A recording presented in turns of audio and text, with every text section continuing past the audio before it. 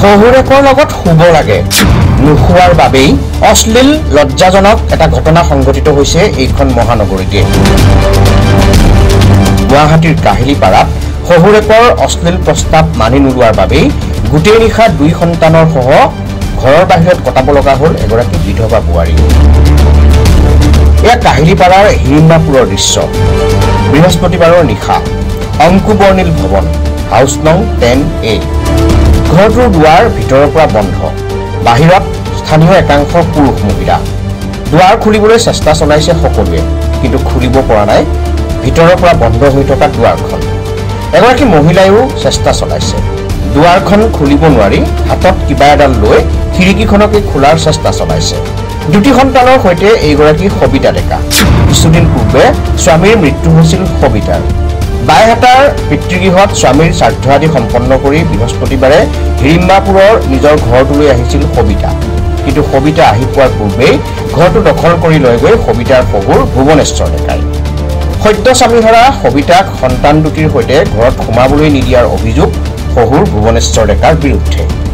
অন্য এগৰাকী যুৱতীৰ সৈতে ঘৰটোত সোমাই থকা শহুৰেকক বাৰে বাৰে অনুৰোধ কৰাৰ পিছতো তেওঁ দুৱাৰ খুলি নিদিয়ে। আনকি সদ্য বিধৱা বোৱাৰীক শহুৰেকে দিয়ে অশ্লীল প্ৰস্তাৱ।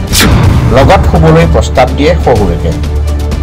শহুৰেকৰ এই প্ৰস্তাৱত অমান্তি হোৱাৰ বাবেই ভিতৰত বোৱাৰীজনী আৰু সন্তান 2টিক সোমাব নিদিয়াৰ অভিযোগ সবিতা ডেকাৰ।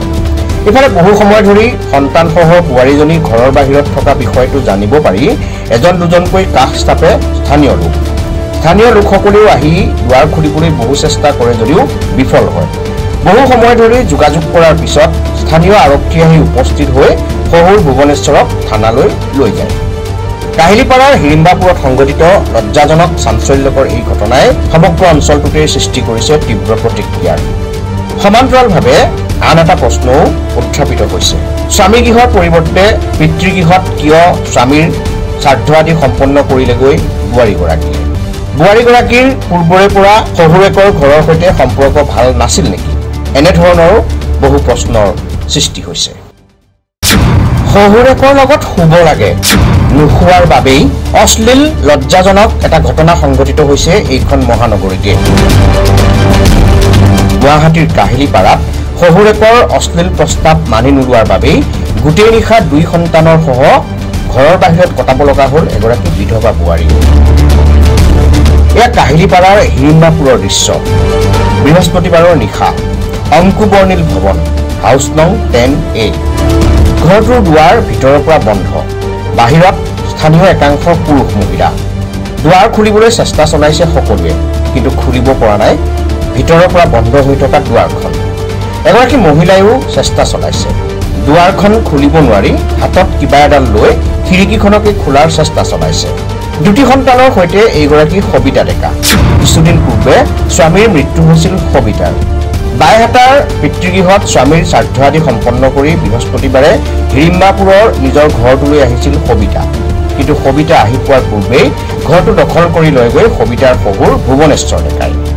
সদ্য স্বামীহৰা সবিতাক সন্তান 2টিৰ সৈতে ঘৰত সোমাবলৈ নিদিয়াৰ অভিযোগ শহুৰ ভুৱনেশ্বৰ ডেকাৰ বিৰুদ্ধে।